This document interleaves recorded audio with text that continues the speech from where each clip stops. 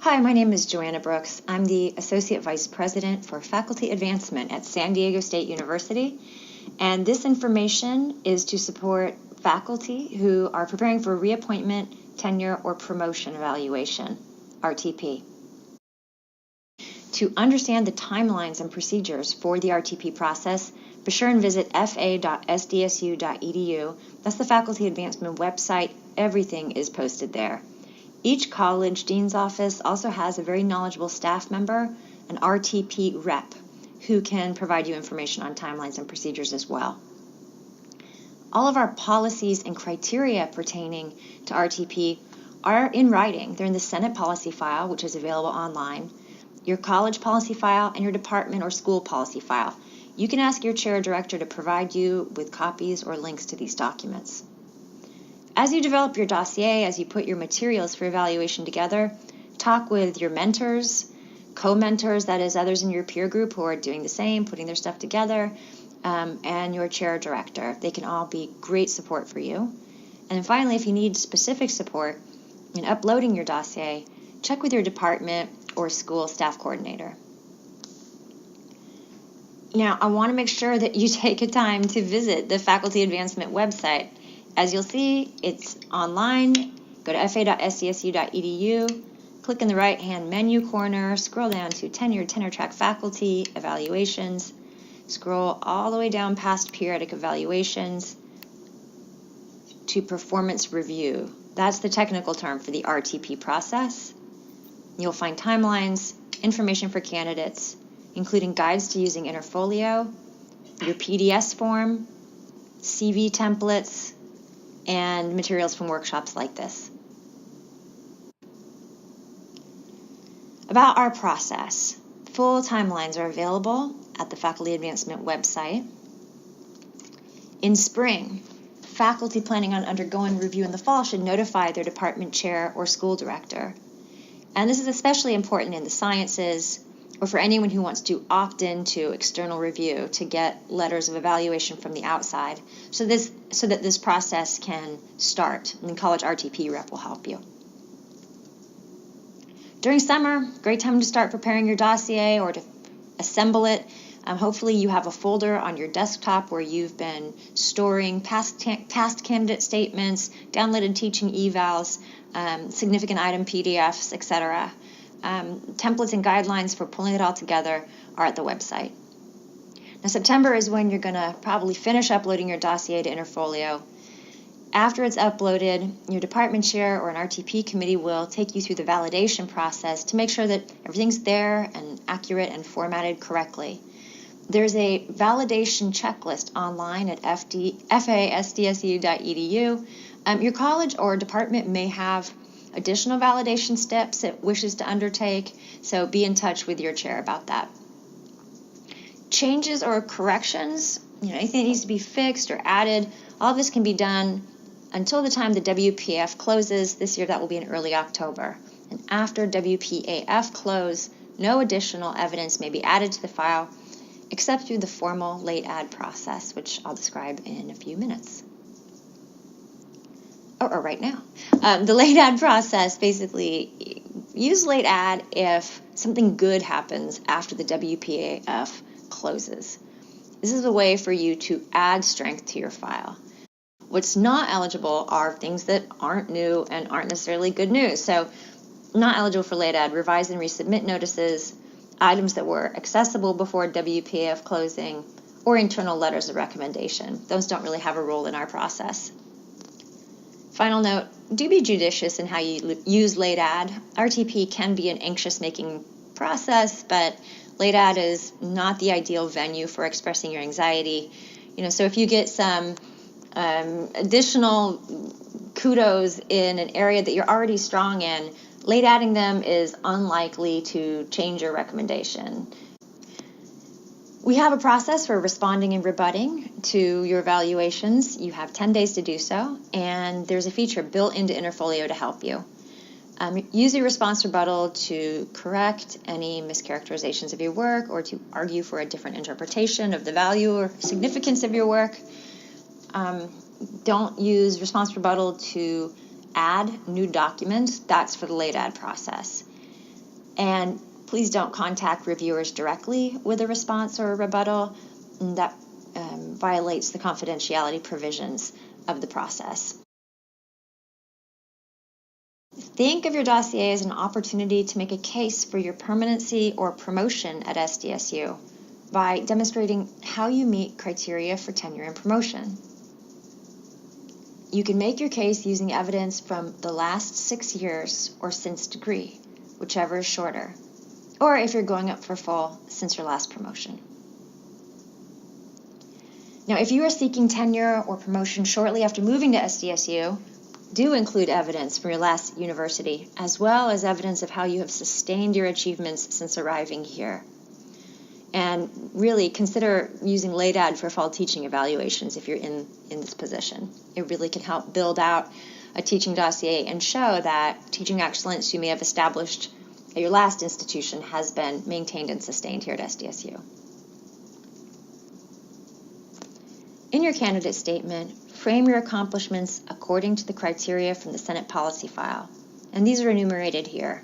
They're also on the PDS form itself, so you'll have the opportunity to write directly to the criteria. Notice continuing excellence in teaching. We don't say perfection from day one to the date of your promotion. It's expected that as we develop our craft, there will be a continuing process of self-improvement, of reflection on our methods and growth. That is welcome. Evidence of growth and change over time is welcome. It's okay to say, here's something experimental I tried in a course and it failed, so I adjusted and went on. That's actually evidence that you have been deeply engaged in the kind of ongoing reflection and adjustment that builds a professional career. The second criteria pertains to your professional growth, your research, scholarship, or creative activity. And you'll see the keywords here are about coherence and focus and consistency and continuity. This is a place to show that you have been deliberately, intentionally, and persistently pursuing a scholarly agenda or an artistic inquiry agenda, that there are questions that guide your research, scholarship, creative activity, that you've faithfully pursued these questions over time, seeing where they lead. That's the essence of scholarship. And then finally, service to the university, the profession, and the community. We're engaged in a lot of discussions about service at SDSU right now, and we know that undue service burdens tend to fall on underrepresented faculty members who are often sought by students in their fields for mentoring, advising, and guiding. Be sure to try and make that visible, that invisible labor visible in your candidate statement. Now, candidates seeking promotion to professor, the bar is just a little bit higher. You'll notice the adjectives superior contributions to teaching effectiveness, evidence of a strong and coherent program of continuous growth that demonstrates expertise in a particular field and impact of their work upon the body of knowledge. So if your goal in getting tenure was to show that you were a productive, mature scholar, your goal in seeking promotion is to show that your work as a scholar has made some impact on your field. And then, of course, a higher level of service and participation in shared governance is expected for promotion to full. So here's a grocery list of everything you will need to assemble for your dossier/WPAF. That stands for Working Personnel Action File. That's the technical term for dossier in the contract. There is a form template for the PDS online. There's also a template for the CV, which helps reviewers who have to look at so many dossiers know where to locate information most relevant to your case quickly. So please follow the template. You will assemble up to five significant items in each criteria area. And you can append a cover sheet to each one. So for example, if you have an article that's been accepted, you can include the letter of acceptance as a single cover sheet with the document. You'll want to include teaching evals for your last 6 active semesters. That would not include any semester in which you took a medical leave, a parental leave, a personal leave, a professional leave. Syllabi and major exams from the last 6 active semesters. Peer teaching observations. These are recommended especially for probationary faculty. Past performance reviews. You may, if you wish, include past periodic evaluations. This is optional. You may also include external review material if that's applicable to your college or your case. Now, it is likely that we will be releasing in the next few months an updated format for the Personnel Data Summary, the PDS. It's been approved by the Senate Faculty Affairs Committee, and it will undergo final review soon by the Provost. The changes you're likely to see are designed to help candidates really frame their accomplishments according to the published criteria, and by the same token, to help reviewers understand what the established criteria are for RTP at SDSU. To this end, the candidate statement will be divided into 3 sections, one for each criterion area. The table for student evaluations has been redeveloped with a new feature to mitigate implicit bias. We'll be asking you to include both medians and means. And there will be a new section on the PDS that will allow a candidate to document how they have been, quote, responsive to diversity. This is actually a criterion for RTP that has been in the Senate policy file for a long time, but it's never been included in the RTP process.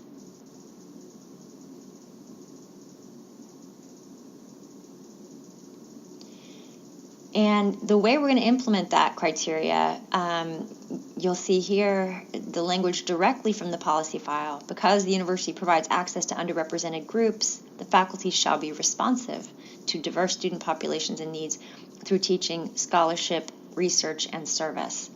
And just simply describe these efforts. We want you to understand that this is not established in the policy file as a basis for evaluation. However, it is given as a criteria. So that means that you may use this opportunity to make a statement that provides information on an additional development of your professional record.